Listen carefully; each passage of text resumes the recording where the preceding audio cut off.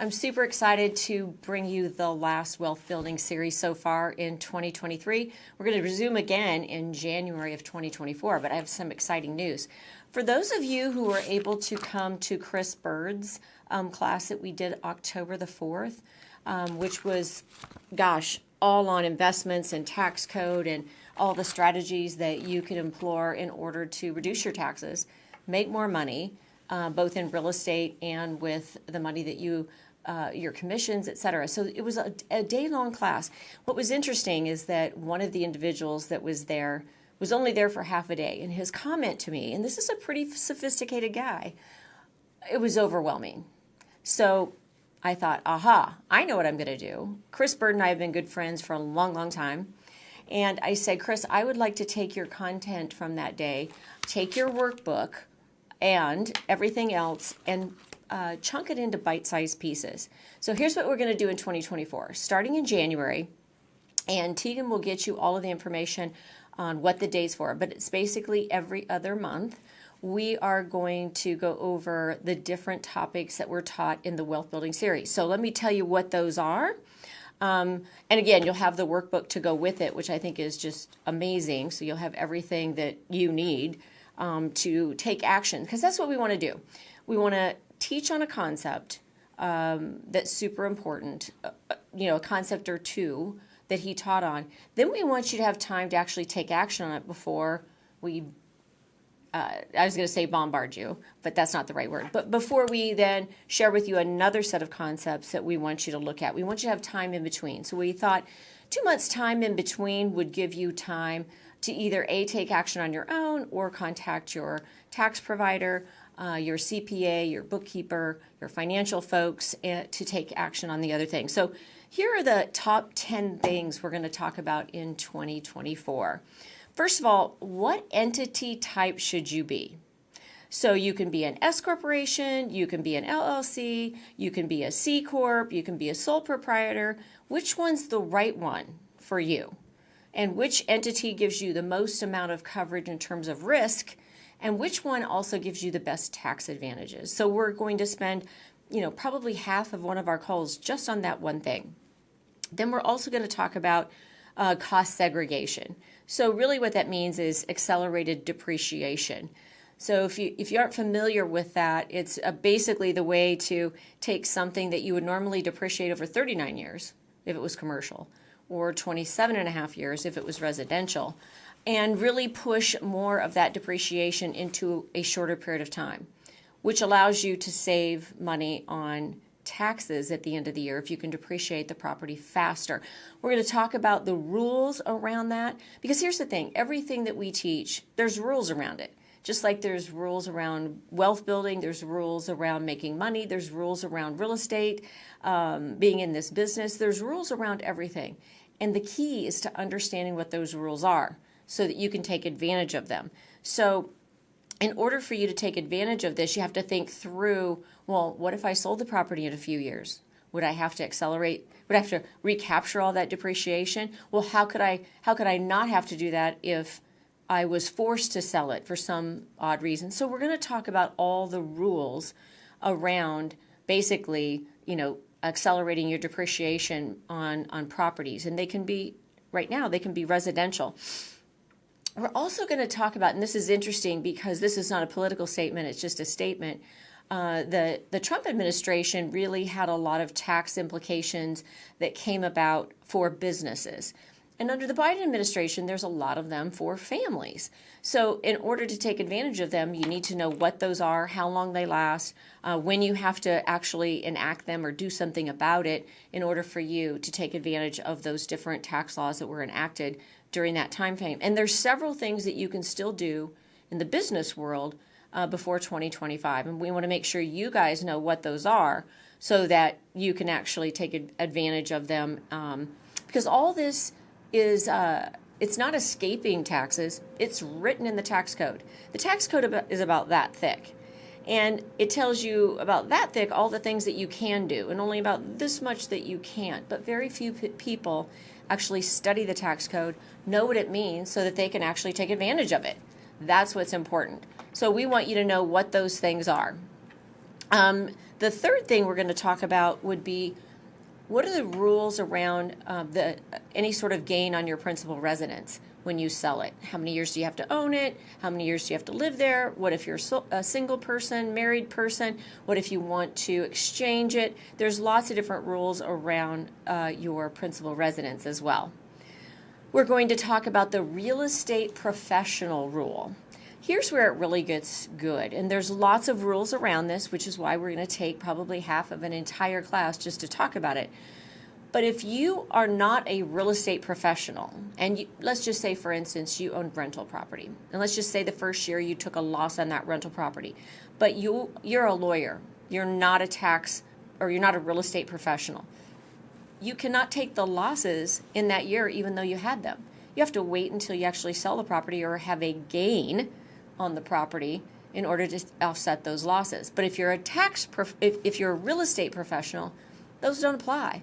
But there's also rules about what you have to be doing in order to qualify as a real estate professional. And that doesn't mean just hold a real estate license. There are other rules around that. We want you to know what they are. We're going to talk about the safe harbor deduction. What does that mean? And it's really a way for you to reclaim depreciation, and not, for instance, like if you sell something, how do you invoice it? Let's say you bought $20,000 worth of furniture. Well, you could have it invoiced in such a way that you could actually expense all of the furniture in 1 year. And doing so, it's been around since 2016, you actually don't have to reclaim the depreciation when you sell it either. So there's rules around that safe harbor deduction. We want to teach you what those are so that you can be prepared when you sit down with your tax professional, so that you have it itemized correctly on individual bills or invoices to take advantage of being able to expense it and not have to reclaim depreciation. We're going to talk about the gift tax. So some of you may be in a tax bracket that you want to start gifting some of your money away to your children or grandchildren. Well, what are the rules around that? And how can you do that? And will that rule be changing? And it will. In 2026, that amount is going to go down significantly. Between now and then, you can gift almost $13,000 each year to one of your children, one of your grandchildren, but it's going to drop significantly after 2026. So again, you have to know the rules around the gift tax exemption in order to take advantage of it. We're also going to talk a little bit about estate planning and what are different options are there for you with estate planning, and getting a hold of a wealth professional in order to help you with that. And probably the one you're going to enjoy the most is business deductions. What are they? What are the vehicle expense deductions around the heavy SUV so that you can write off more of it in the first year? The differences between expensing all of your expenses with a vehicle, or should you take actually mileage deductions? There's lots of rules around both. We're going to teach you what those are so that you can make the best decision for your business as to how you should account for your business deductions when it's around automobiles. We're going to talk about how to maybe pay your children, take a deduction, but not have to them not have to pay income tax on that money that you pay them for being a model or for working in the business. So there's a lot of rules around that, and there's also a lot of things you have to do in order to make it not taxable to them. So we're going to talk about that. We're going to talk about home office deductions, travel, business gifts. That's all in the business deductions section, and we're going to go into them in detail so you know exactly how to set it up.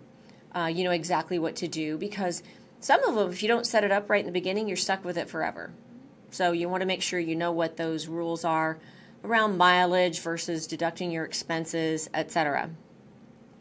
Number 9, we're going to talk about investing in real estate because you're a realtor.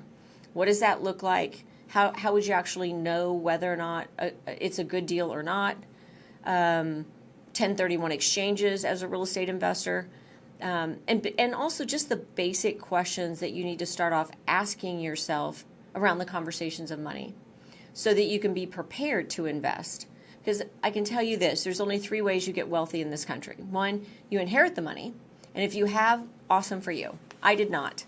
The second one is to invest in real estate, and that's what we know and love, and we should. And there's lots of great tax advantages for us as real estate professionals to be investing in real estate, and then also to invest in businesses. And so those are really the way that most people get wealthy and earn income or earn wealth. If you're not one of those wonderful people who inherit it from your parents. And then number 10, we're going to talk about retirement plans, 401ks, simple IRAs, defined benefit plans, SEPs, you name it. Traditional IRAs, Roth IRAs, which is better, and a lot of that depends on your age. So we're going to examine those. So those are all the things we're going to go over in 2024. And we're going to spend time, every other month looking at a couple of these things so that you can take action in order to take advantage of the tax code that's there for you to know the rules and take advantage of. And that's what we want for you. We want you to take advantage of all the different rules that are available so that you can take the hard-earned money that you make and invest it the way that you can have the best tax advantage possible. Before we get there, there's an exercise I want to do with you all today. And the reason I want to do this exercise is because most people want to make more money, but 92% of everybody who sets their goals for this year will end up making the same amount of money they did last year. And there's a couple of different reasons for it. And so I think it's important that most of you have probably gone through business planning already. And business planning walks you through all the steps to figure out what your goal is going to be for next year. And if your goal is bigger for next year than it was this year, what I'm saying is, unless you walk through this exercise with me, you probably aren't going to understand why you keep bumping up against the ceiling and can't seem to get past a certain amount of money or a certain amount of units sold to give you the money to do what you want to do. So walk through this exercise with me. It's going to take us about 15 or 20 minutes, and it will get you all set up to then start 2024. Because once you've set the goal, you need to understand why that goal is important to you, what you're going to do when you hit that goal with timelines and accountability. Otherwise, you'll never hit them. Well, I should say 92% of people don't hit them. So here's what I want you to do. And if you need to pause this and come back, then do so. Let it continue to record, and then you can come back to it. But get a piece of paper. So if you have a piece of paper in front of you, I want you to draw a line through the middle of it. And at the top left side, I want you to write 2023. And at the top right side, I want you to write the number 2024. So my question is for you as we start this exercise, and I'm going to walk you through it, is how much money, I want to know how much money you are going to make in 2023 based on where you're at today. We only have another month between now and the end of the year. How much money are you going to make in 2023? Here's what I mean by that. All household income, spousal income, investment income, whatever income you are going to be receiving in 2023, what is the total amount? So I want you to write in. So for instance, if your total income for you as a real estate professional is $8,000 a month on average, and your spouse makes another $8,000, then you would write in $16,000 a month. So most agents want to make $100,000 a year. So easy math would be around $8,000 a month. So if you and your spouse were going to make $8,000 each per month, then you would have total household income of $16,000 a month.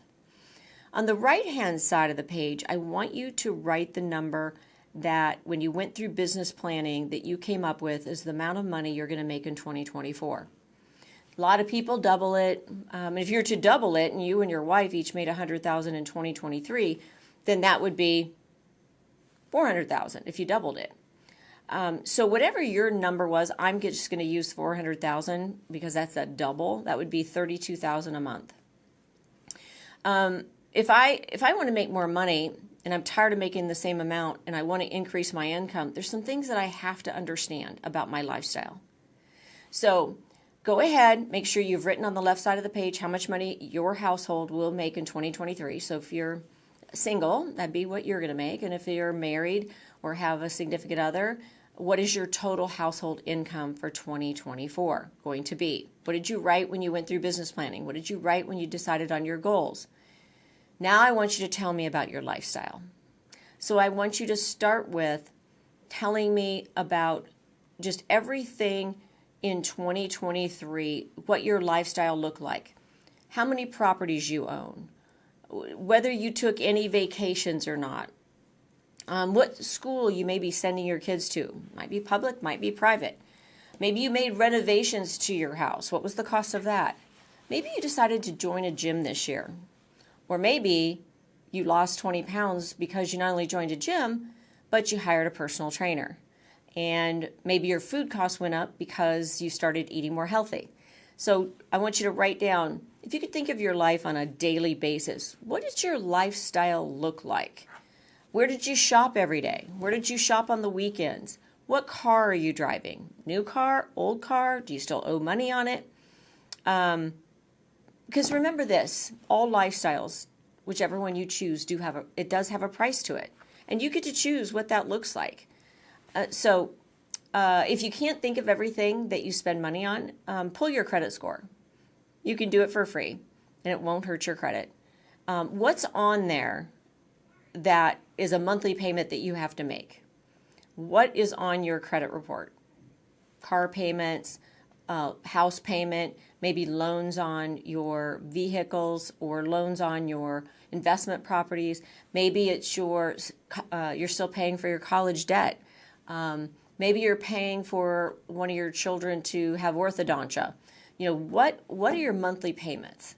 So think about all the things that your lifestyle looks like. How much does it cost to run your household, your lifestyle? Because that's really, if you think about it, that really is going to talk about, what's important to you. If you look at someone's bank account and you look at their calendar, you can see what they value. So maybe it's contributions to your church. Maybe it's contributions to another charity.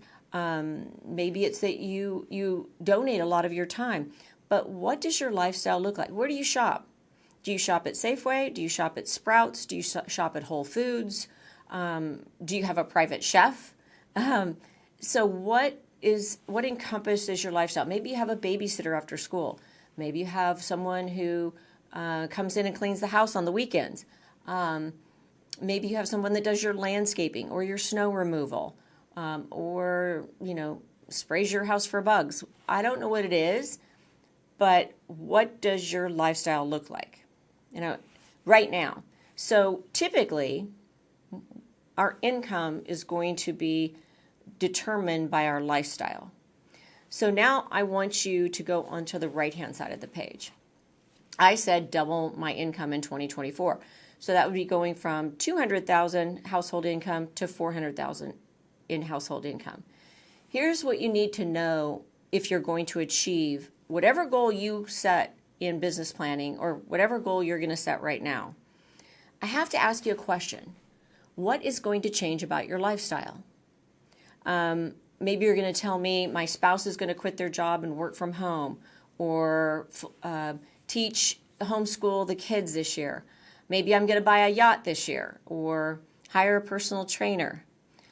Maybe you want to join a country club you've always wanted to join. Maybe you want to buy X number of investment properties this year. Maybe you just want to put some money away to make you feel comfortable. I need to know, what are you going to spend your money on? Or how is your lifestyle going to change when you have, instead of $16,000 a month, you have $32,000 a month in my example? What about your lifestyle changes? And that's what we need to see. Most agents don't take business planning seriously because they actually don't know what they're going to do, or when they make that money, or what that money or achieving that goal will do for them. Until you're super clear on what that goal is going to do for you, you're not going to change. So most people need to understand, well, when I make that money, here's what I'm going to do with it. Here's how it's going to change my life. And they have to be able to articulate it, which is why I want you to write this down. Why all this before 2024? Because when we start talking about investments and business opportunities and business expenses and how to reduce your taxes, if you don't have a reason to make more money, you aren't going to make more money. But you need to understand how much more money you want to make, so that then you can start exercising and taking action on the steps that we're going to show you on how to reduce your taxes and increase your wealth. So again, if you don't know what you're going to do with the money, then you're probably not going to come to work earlier. My guess is you probably won't stay late. You're probably not going to come and work in the office on call night. And you're not going to stick to your business plan. You're probably not going to report your numbers. You're not going to put them into your CRM, because you're really not crystal clear on what it is that you want or why you want it. So I would ask you, what would change in your life if you did have that additional money? What are you going to do differently? If you made that much more money, what does it look like? If I all of a sudden said, you're going to have double the amount of money in 2024, what are you going to do with it? I mean, I can think of a lot of things I want to do with it. And becoming crystal clear on what it's going to cost in order to have that change in lifestyle that you want, you need to understand that. So what about your lifestyle is going to change? When you hit that goal that you set in business planning, or that you're going to set right now, what about your lifestyle is going to change? Are you going to take more vacations? Are you going to set aside money for your kids for college? Are you going to buy more investment property? Are you going to upgrade your wardrobe? Are you going to hire a trainer, a chef to bring you meals, et cetera, et cetera? What are you going to do? How is your lifestyle going to change? Maybe you want to buy a sports car. Maybe you want to go to Africa on vacation. Maybe you want to buy a new house. Maybe you want to fly privately instead of commercially now. Maybe you want to hire a driver and drive you to show property so that you can keep working in between them. I don't know what it is, but I know this. Unless you get crystal clear on what you would do with the additional money, you're not going to change. You're not going to go after that goal, because most of us are comfortable in our current lifestyle. That's why we never go above our ceiling of achievement, because we've already defined our lifestyle. We've created enough money to fund it. But until we decide what we want our lifestyle to look like in 2024, we're not going to change who we are or what we do in order to get there. So once you've created on the right-hand side what you want your lifestyle to look like in 2024, then what I would suggest is you go create a vision board around those things that you want, and you put them on the vision board so that you can see them. Because we've learned with Atomic Habits, if you want to do more of the things that you want to do, you make them highly visible. And if you want to stop doing things that you don't want to do anymore, you make them invisible. Or you can't, you don't put chips and cookies on the counter when you want to lose weight. Instead, you put apples and fruit and nuts, healthy things on the counter. So create a vision board, pictures to support the lifestyle that you want to create with that additional income. When you do that, that helps cement those goals. You will stay late when you see that vision board and know, if I'm going to stay late, I'm going to make that extra phone call, I'm going to do whatever it takes. Then I want you to actually put a cost to each of those items that you've decided you want to change in your lifestyle in 2024. What are they going to cost you? What is the deadline by which you want to acquire that item or that vacation, or that maybe you want to go back to college? Whatever it is that you want. What's the cost of the item? What is your deadline in order to hit that goal?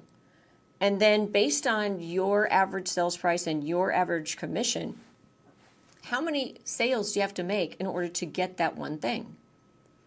See, because when you take a deadline and a cost and a unit count for you in order for you to check the box to go buy that, you'll get crystal clear on what you're going to do with the money and the additional income. If you don't, you're going to stay the same as you did last year. They've already proven that. They wrote a book about it called Atomic Habits. There's a reason that 92% of the people, well, let me say it differently. For the people that want to lose weight, everybody's in the gym January 1 till about February 14th. And then a lot of people leave the gym. And the reason is because they don't see the results fast enough.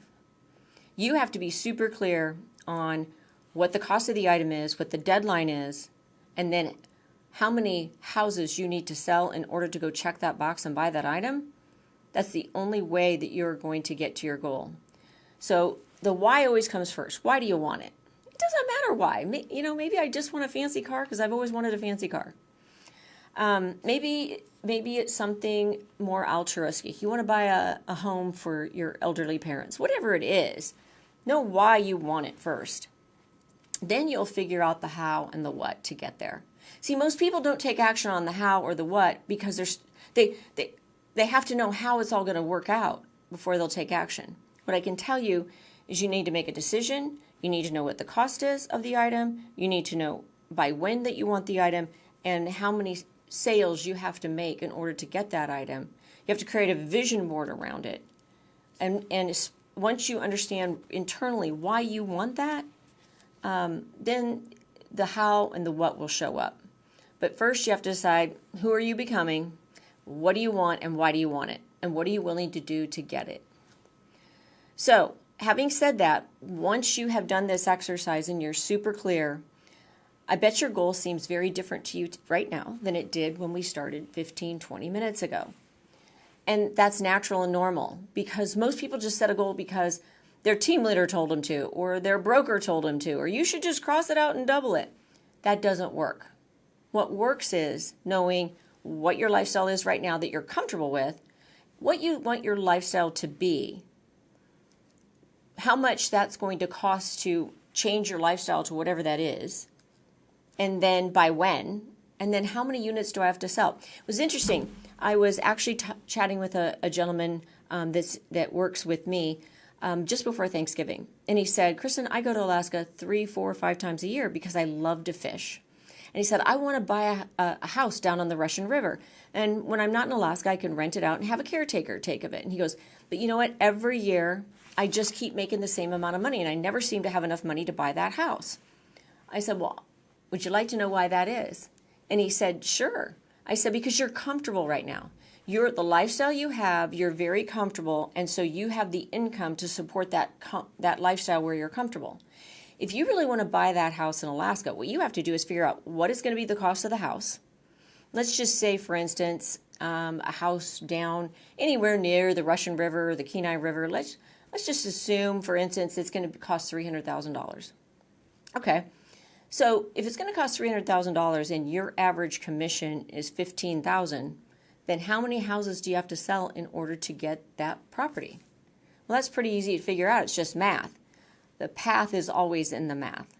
So when you think about that, he goes, oh my gosh, I never thought about it like that. Like I know exactly how many more houses I need to sell in order to buy that house in Alaska. I said, isn't that interesting? So I bet you'll hit it this year now that you've quantified how many homes you need to sell in order to have the additional income beyond your lifestyle that you already have in order to create the lifestyle that you want, which is to be able to go to Alaska 3 to 4 times a year and have your own home up there on the Russian River or the Kenai River. You know exactly how many houses you need to sell in order to get there. Most people are only this far away from going from, I call it survival, but it's not really survival, it's comfortability. Being super comfortable to real success. And what I found is when you do the math and you look at about the amount of time that they spend actually creating the activities that they need in order to sell that many homes, based on what they did this year and what they need to do next year, you would think, well, it must be double. If I want double the income, I've got to work double the amount of the time. It actually doesn't work that way. Everybody I've ever interviewed or walked them through the math, what I've discovered is this. Everybody is no less than 30 minutes and no more than an hour and 15 minutes of additional activities, meaning lead gen activities, talking with buyers and sellers, helping them with a problem or showing them an opportunity, in order for them to go from comfortable or survival, meaning you're getting by, to actually go to success, which is the lifestyle that they want to live or the additional things that are important to them that they want to have in their life. So when I ask them, are you willing to spend an extra hour a day? Everyone says yes. And then they never do. Most never do. And that's because they haven't really quantified what they want, why they want it, what it will do for them, how many houses they have to sell, by when, in order to get that box checked off. Anybody I know who's gone through this exercise and then has actually created a vision board around it and then allowed someone to hold them accountable to what they said they wanted, if they really want it, succeeds. And those people who don't, who just mark it out and double it because someone told them to, rarely do. So I'm going to go back and just remind you, the Wealth Building Series in 2024 is going to be about you. I want you to, between now and January 1st, to go through this exercise as many times as you need to in order to get super clear on what it is that you want. What about your lifestyle today? How would you change it? What would you like to see in 2024? Figure out the math around what it's going to take to get there. Create a vision board around those things that you want to acquire or you want to invest in 2024. And then allow someone to hold you accountable. Then what we're going to do, starting in January, is walk you through these concepts, these tax concepts, these wealth concepts. And each month, every other month, we're going to talk about some of them that you can add into what you're currently doing to either save you money, save you time, or to increase your wealth. So, and it's great information. And we're going to give you 60 days in between each of these lessons in order for you to take action on the things that are important to you that you learned that day. And there's so many of them. This is all stuff I started doing 30 years ago, which allowed me to live a pretty simple lifestyle, to save money, to actually buy investment properties and create wealth over time. It doesn't come overnight. It never happens that way. So we want to help you get where you want to go. So if you felt like you've been stuck and haven't been able to get where you want to go, start with this exercise. So then when we start in January to help you get where you want to go faster and save more of your money at the same time, wouldn't it be fun to not really have to sell any more houses and end up with more money at the end of the year? Wouldn't it be fun to actually have a path for you to increase your wealth and reduce your tax consequences, and also, create a long-term strategy as well through 1031 exchanges, tax segregation, all those tools that are completely legal that Congress set up in order for you to do exactly that, partner with the government in order to provide things that they know that they can't do on their own. That's why they put these tax incentives in place, because they know that the private sector can do a much better job at doing some of these things than the government can. So they're really partnering with you. They're saying, if we give you this tax break, here's what we want you to go do with it, because by doing that, that will help the overall residential and commercial structure in the U.S. They want 65% of everybody to own a home. Well, in order to do that, especially in today's market, sometimes they have to put tax incentives in place so that more homes will get built, so that we'll invest in more homes. So join me in 2024. Let me help you. Chris Bird, like I said, he and I have been friends for 30 years.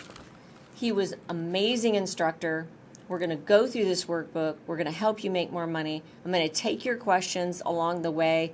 You're going to have time to then go execute on everything you learn each lesson, so that when we meet again 60 days later, we can take on some new concepts and answer more questions.